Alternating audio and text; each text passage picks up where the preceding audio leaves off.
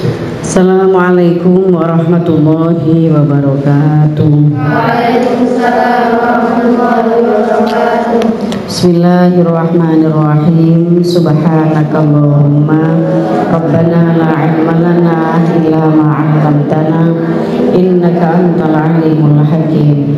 Tub 'alaina innaka antat tawwabur rahim.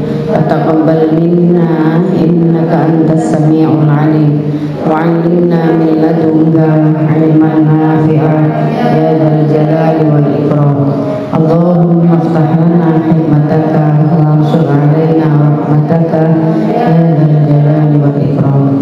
Rabbi shrah li sadri wa yassir li amri wahlul 'uqdatam min lisani yafqahu qawli bi rahmatika ya arhamar rahimin.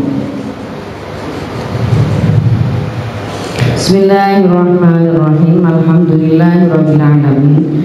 Wassalatu wassalamu ala sayyidil mursalin wa ala alihi wa sahbihi ajma'in. Qala al-mu'allif rahimahullahu ta'ala wa nafa'na bihi wa bi ulumihi wa amadana bi asrarihi wa a'ada alaina min barakatihi fid dharaini amin ya rabbal alamin.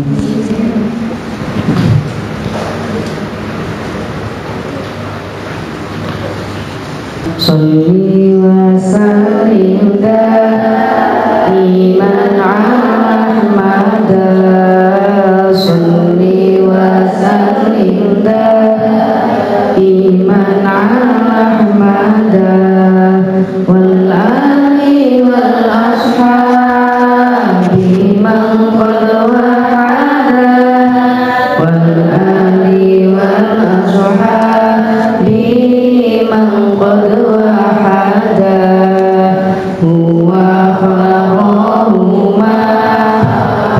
nafsin wahidah wa khalaqahuma min nafsin wahidah fabatha minhuma rijalan wa nisaa fabatha minhuma rijalan wa nisaa innahu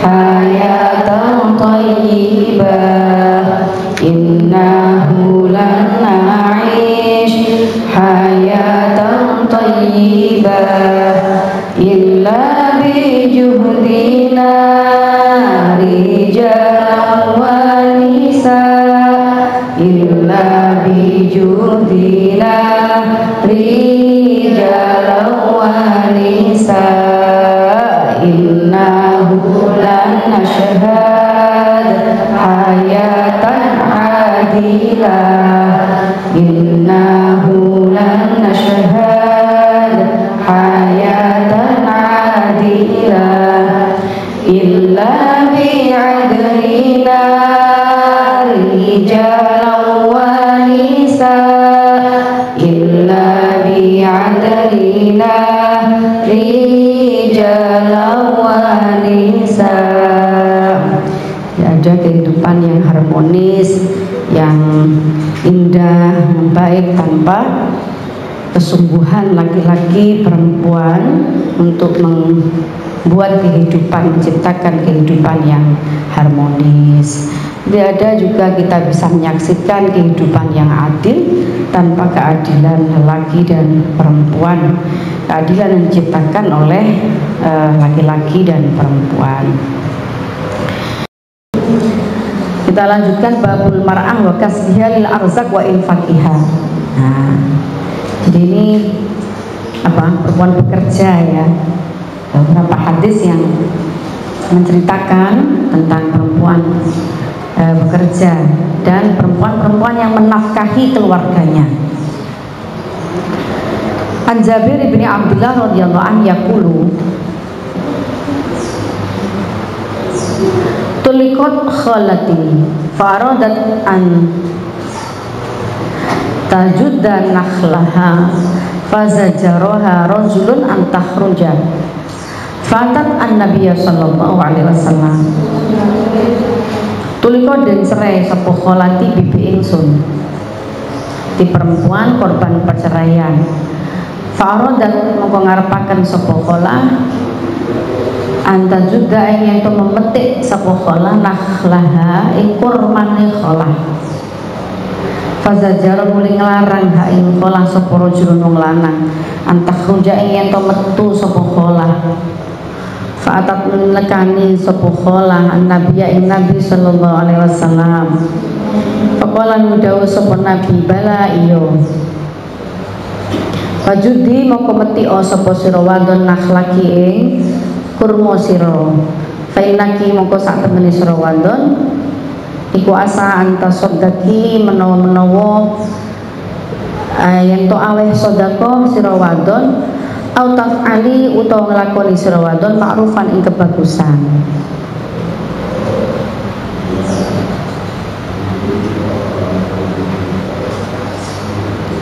Dia ada perempuan korban perceraian yang diceritakan oleh Jabir ibnu Abdullah, itu kholahnya.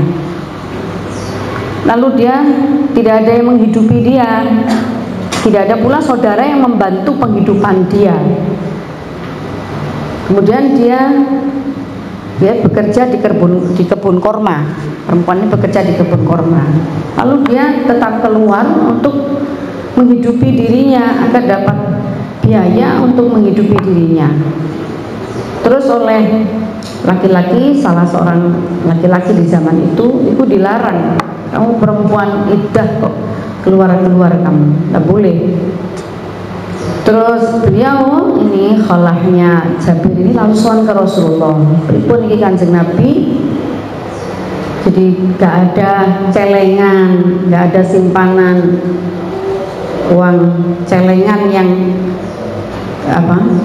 tabungan yang bisa untuk saya pakai menghidupi diri saya. Betul-betul saya butuh bekerja agar saya bisa menghidupi diri saya.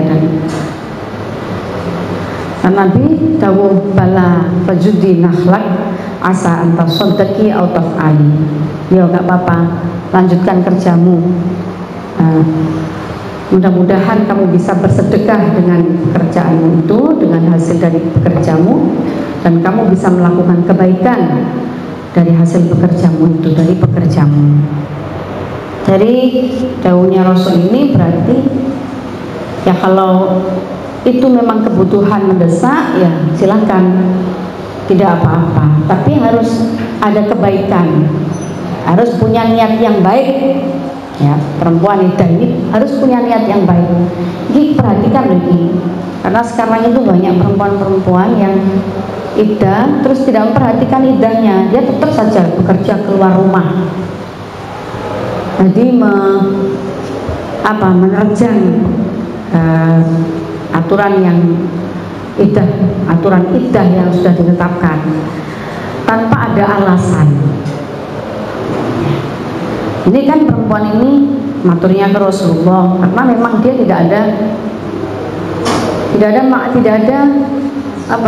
tidak punya biaya hidup yang memang bekerja itu betul-betul dia butuhkan untuk biaya hidup dia. Tapi Rasulullah terdawuhi asa anta soddaki au taf'ali ma'rufan. Kalimat ini ya, taf'ali ma'rufan.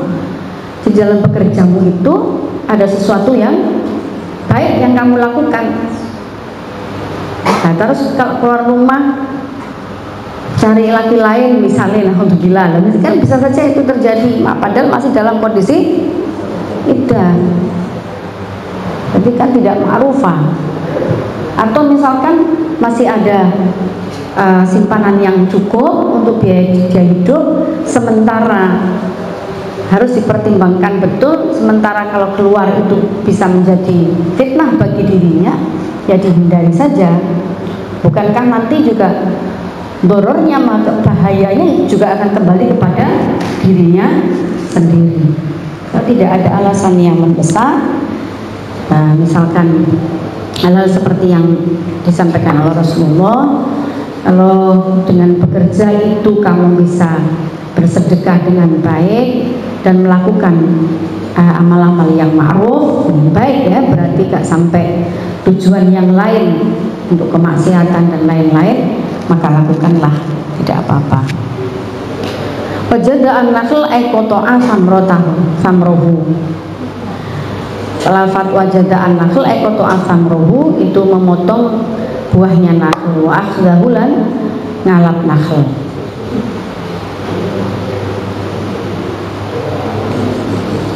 Jadi harus terpaksa untuk menghidupi dirinya karena tidak ada yang menghidupi dirinya, tidak ada yang mencukupi dirinya dalam kondisi ini ya. Boleh. Tapi di Jawa umumnya atau di Madura itu umumnya masih banyak simpatisan dulur-dulur itu bodoh simpati, kadang masih tidur di rumahnya bergilir, kalau dia punya saudara terus dicukupi. Kalau tidak ada kebutuhan yang sangat mendesak, dia harus keluar sendiri mencari nafkah sendiri karena saudara-saudaranya, lingkungannya masih sangat kondusif ya jangan keluar rumah karena akan menjadi fitnah itu. Dan bahwa iddah itu ada, jelaskan dulu juga di dalam Al-Quran.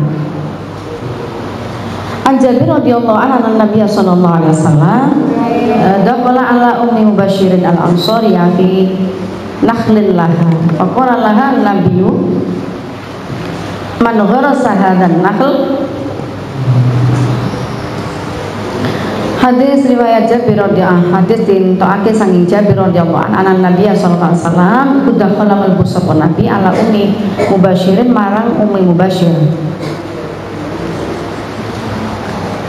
al-Ansariyati ya wadon kang bangsa sahabat Ansor fi nakhlin ing dalem kurma, kebun kurma laha keduwene ummi Mubashir. Faqala nuli matur laha maring ngendika laha marang Mubashir sapa Nabi sallallahu alaihi wasallam man gharasa hadan nakhla am muslimun am kafirun. Man utawi sapa ku gharasa nandur sapa man hadan nakhla iki kurma am muslimun ana ta wong muslim am kafirun ta wong kafir. Faqala nuli matur sapa Mubashir bal muslimun balik wong muslim. Faqala dawuh sapa Nabi la yaghrisu muslimun ghorsan wala yazra'u zara'an fayaqula minhu insanun wala dabatun wala syai'un illa kanat lahu shadaqatun. Ya la yaghrisu ora kena nandur sapa muslimun wong muslim ghorsan ing tanduran wala yazra'u lan ora ing gogo tanah wala yazra'u ora ing gogo pertanian ya. Oleh yazru'ulan ora nanam sapa man zara'an gogo fayaqula moko mangan minhu saking zarak sapa insanun manungsa wala dabatun ora jokaya wala syai'un ora suci-suci illa kanat angin ana lahu ku keduwe muslim apa sedekahun sedekah rawang hadis sapa muslimun Imam Muslim. Jadi zakatnya ya, dan kita ada dalam Islam itu ada pembahasan khusus tentang zakat tanaman. Ini ada perempuan di masa Rasulullah bernama Ummu Bashir. Ini pemilik, pemilik perkebunan kurma. Jadi sudah ada perempuan kaya di masa Rasul, dia pemilik kebun kurma. Rasulullah kagum terhadap kebunnya yang subur, tanamannya yang subur, sampai takut Rasulullah, ini siapa yang ngelola ini? Orang muslim apa orang kafir? Kebun seluas ini siapa? Ternyata miliknya, pengelolanya seorang perempuan bernama Ummu Mubashir. Jadi apa ya istilahnya saiki? Kalau perdagangan namanya saudagar, kalau di pertanian apa jenenge? Di orang yang sukses di bidang pertanian kayak ini ya, petani sukses, petani kurma, saudagar kurma, perempuan dan muslim. Lalu Bashir matur, muslim ya Rasulullah, itu milik saya, milik Pulau Bashir. ini milik orang muslim dan dikelola dengan baik, ada hasilnya, menghasilkan sesuatu, maka harus memberi manfaat kepada manusia yang lain. Salah satunya dengan cara kudu ono zakate. Sekali lagi ini arahnya ke manfaat bagi manusia yang lain, manfaat juga bagi makhluk yang lain, dabah. Jadi makhluk yang lain itu apa ya, menyuburkan tanamannya, terus memberikan makanan ternak, makanan pada ternak yang dengan makanan yang baik. Iki setiap orang muslim yang itu dia mengelola satu perekonomian tertentu, walaupun di dalam konteks ini adalah perekonomian pertanian, itu harus ada apa? Harus ada zakatnya. Zakat itu yang memberkahi rizkinya, tidak kotor rizkinya, tidak untuk dia sendiri. Bahwa riwayatkan hadis sapa muslimun imam muslim. An Mu'ad bin Sa'id al Sa'id bin Mu'ad anna jariyata li Ka'b bin Malikin kanat tar'a ghanaman. Ki macam-macamnya profesi perempuan di masa Rasulullah ya. Ada yang jadi pegawai di kebun kurma, buruh lah orang sekarang kalau istilahnya buruh. Ada yang jadi saudagarnya, pemiliknya. Ada yang angon itu mengembala kambing. Ada dalam semua profesi ini. Al-Sa'id bin Mu'adin an-Najariyah li Ka'b bin Malikin kanat tar'an ono sapa jariyah kanat ono sapa jariyah kutara angon sapa jariyah gonaman ing kambing bisa lain dalam gunung Salak. Fausi ban moko dan kenani apa syatun pedus minha sangking apa syatun minha sangking apa nam fa'adrokat nemoni sapa jariyah ha ing syat fadzabahat mongko nyembelih sapa jariyah ha ing syat dihajarin kelawan watu. Pasuilan lu ditakani sapa Nabi sallallahu alaihi wasallam. Faqala kuluha mangano sapa sira ha ing syat.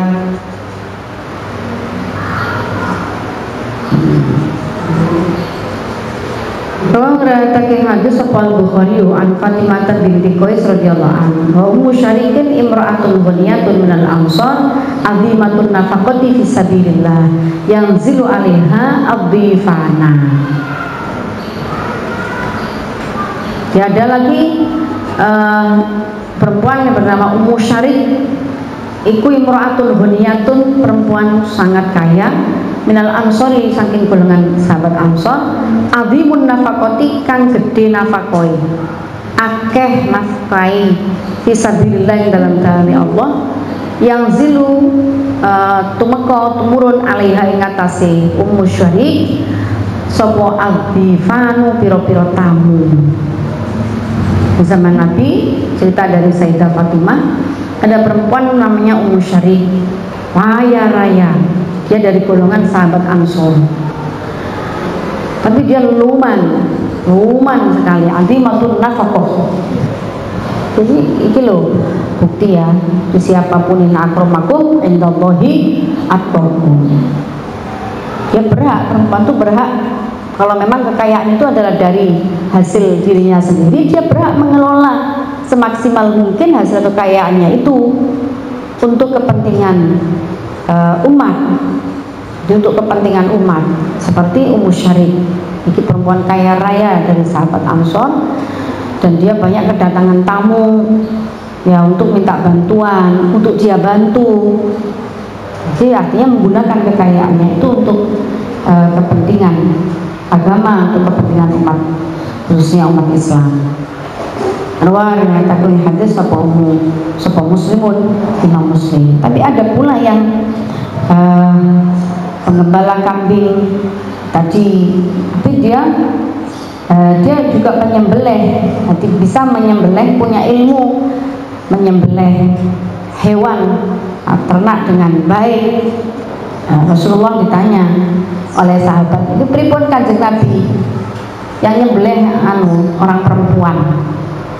Dawuh Nabi, puluhan, makanlah, tidak apa-apa. Penyembelih hewan itu tidak harus laki-laki. Kalau perempuan itu dia bisa menyembelih dengan benar sesuai dengan syariat, ya makanlah.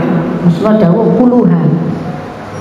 Itu hasil sembelihan dari jariyah tadi, itu jariyah di Ka'ab bin Malik di budaknya Ka'ab bin Malik. Ini perempuan budak Rasul yang nyembelih. Nah, kenapa memangnya kalau dia perempuan budak? Kalau dia paham ilmu nyembelih menurut syariat Islam, paham, ya makan, tidak apa-apa, halal. Jadi Rasulullah tidak pernah membedakan status sosial seseorang, tidak pernah itu Rasulullah membedakan. Rasulullah pun mendatangi satu kebun milik perempuan, milik seseorang yang ternyata itu perempuan, pemilik kebun itu kaya raya juga, kaya raya, perempuan kaya raya, pemilik kebun. Ya, sama Rasulullah juga dinasihati, juga diajari bagaimana cara yang benar mengelola uang.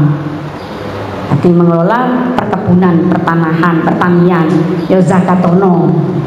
Ya, sama Rasulullah akan mengajari hal yang sama, mendidik yang sama. Saudagar baik itu laki-laki maupun perempuan tentang zakatnya. An Raibah binti Abdillah yang merata Abdillah bin Mas'ud radhiyallahu anhu. Saya kira sampai di sini dulu ya. Jadi profesi apapun itu, baik itu dikelola oleh perempuan atau dikelola oleh laki-laki, yang dituntutkan oleh Rasulullah SAW adalah ikuti syariat agama, gunakan syariat agama di dalam mengelola itu semua. Terus zakat-zakat, perhatikan zakat-zakatnya. Tidak ada pembedaan sikap dalam menyikapi perbedaan profesi apapun itu, baik itu dilakukan oleh laki-laki maupun perempuan. Kalau memang sudah bidangnya di situ, ya asal dia bekerja dengan baik, mengikuti syariat agama dengan baik, dan melakukan kewajiban-kewajiban sebagai seorang muslim dengan baik, termasuk yang mengeluarkan zakatnya, itu sama, tidak boleh diperlakukan berbeda. Ya, meskipun di lingkungan kita itu masih banyak sekali perbedaannya, ya. Jadi pekerja kalau di pabrik-pabrik itu kadang masih dibedakan, kerja laki-laki sama perempuan itu beda. Jadi lebih tinggi gajinya pekerja laki-laki. Itu padahal waktu bekerjanya sama. Nanti masa cutinya, bukannya di pabrik-pabrik, kantor-kantor juga, nanti masa cuti itu sedikit sekali. Ada masa melahirkan misalkan, masa cukup hanya untuk melahirkan, terus berapa hari ditambah berapa hari, gitu toh.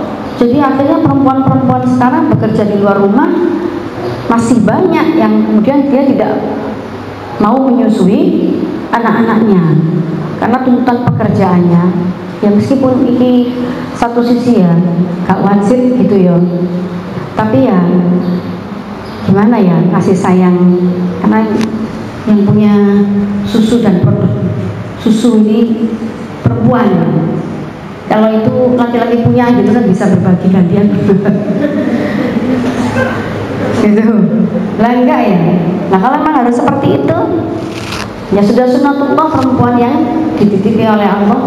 Ya kalau harus bekerja, sekarang banyak alat yang memeras susu itu banyak, diperah dulu, terus dimasukkan ke kulkas. Nanti kalau saat mau menghidangkan, dihangatkan, kemudian disusukan ke anaknya. Ya bagaimanapun air susu ibu ya beda lah dengan air susu sapi, ya beda, susu kambing ya beda. Kamu mau disamakan dengan sapi? Ya nggak mau, beda lah. Selama bisa itu diproduksi, air susunya bisa diproduksi, ya sebisa mungkin kita berikan itu sebagai anugerah terindah untuk anak-anak kita, ya. Yang diberikan anugerah itu diberikan Allah Subhanahu wa Ta'ala kepada kita, makhluk perempuan, yang tidak diberikan kepada makhluk yang lain gitu.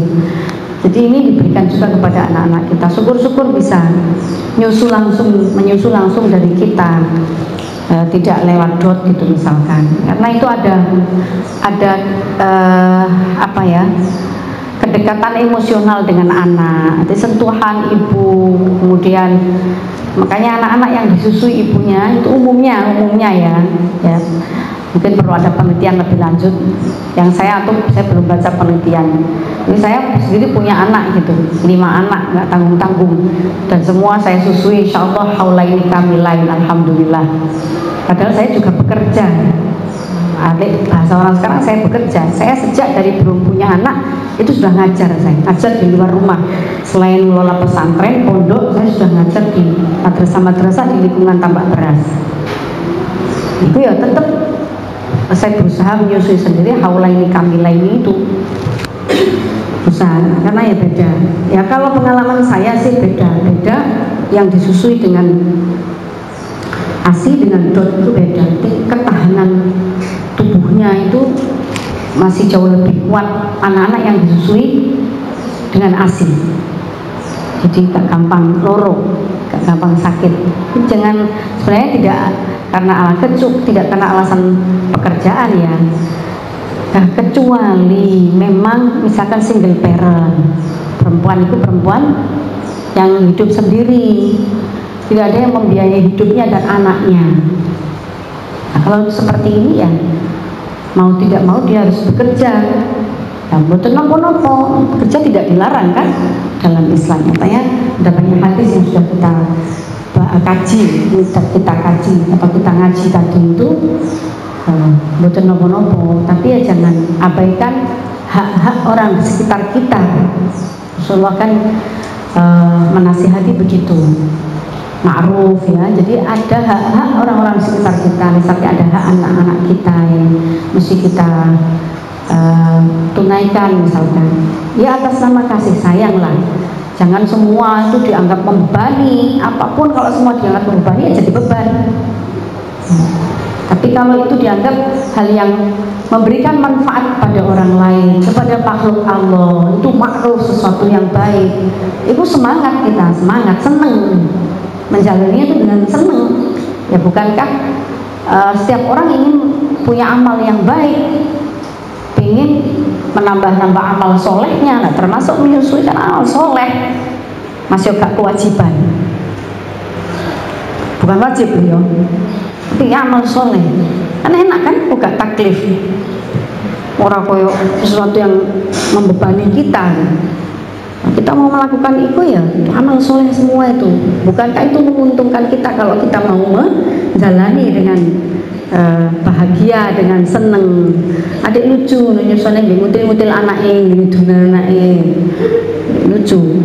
Jadi ada kebahagiaan tersendiri bagi ibu kalau dia bahagia dekat dengan anak-anaknya, menyusui anak-anaknya. Demikian pula anak-anaknya. Nah, jangan itu jadi beban ya, sehingga kamu akan terus protes terhadap kehidupanmu, lingkunganmu. Kamu tidak bahagia karena kamu melakukan itu semua dengan terpaksa. Andai itu semua kita bayangkan sebagai satu ladang ibadah yang luar biasa, yang itu tidak bisa dilakukan oleh orang lain, termasuk oleh suami kita. Saya tadi katakan tidak ada air susu sumbernya dari suami, itu kan tidak ada. Nah, ini berarti kan satu-satunya sumber itu dari kita yang dititipi Allah Subhanahu wa Ta'ala. Itu menjadi indah semuanya, indah, membahagiakan, bernilai ibadah lagi, bernilai pahala lagi, karena kan sangat baik. Nah, kalau kemudian dilihat sisi yang lain, ya ruwet, akhirnya ruwet. Apapun itu kalau dipandang dari sisi negatifnya, ya ruwet. Ya, mudah-mudahan kita selalu bisa melihat sisi yang baik ya dari ini semua, termasuk berbagi peran gitu. Kalau ibunya sudah menyusui, lelah menyusui, bangun malam, itu ya pasangannya harus paham kondisi yang melelahkan ini. Jadi tugas-tugas yang lain, nah ya sebaik-baik kamu adalah yang paling baik akhlaknya kepada perempuan. Nabi dawuh ngoten, tadi ini laki-laki kudu paham. Saya itu sejak punya anak pertama itu kalau malam itu nggak pernah bangun. Bu ya apa bu? Ya maksudnya kan menentang ini anakku nangis terus dinasehati kalau Bu Nyai. Jadi kan ibu sudah wafat waktu itu, akhirnya Bu Nyai yang telepon, tahu saya punya anak, terus Bu Nyai telepon. Yang telepon bukan saya, telepon abahnya anak-anak. Apa boleh telepon, Gus begini, diajari jadi ayah yang baik. Jadi kalau anaknya bangun kan di box, anaknya taruh di box. Kalau taruh tidur sama saya takut kepenyet saya, taruh di box. Nanti kalau ngering itu abahnya yang bangun, ambil ditaruh di saya untuk disusui. Nanti selesai diambil lagi sama abahnya, ditaruh. Enak is. Karek buka berangkas itu tutup meneh turu maneh. Dan saling membantu gitu ya. Pokoknya ini pedomannya. Sebaik-baik kamu laki-laki adalah orang yang berlaku paling baik pada istrinya. Ya wajar kalau kamu harus selektif ya, walaupun nggak selektifan gitu, tapi selektif, pilih orang yang baik, memperlakukan diri kita sebagai perempuan, memahami keadaan kita dengan baik. Nah, itulah laki-laki terpilih. Dawuhnya Rasulullah SAW. Al-Fatihah.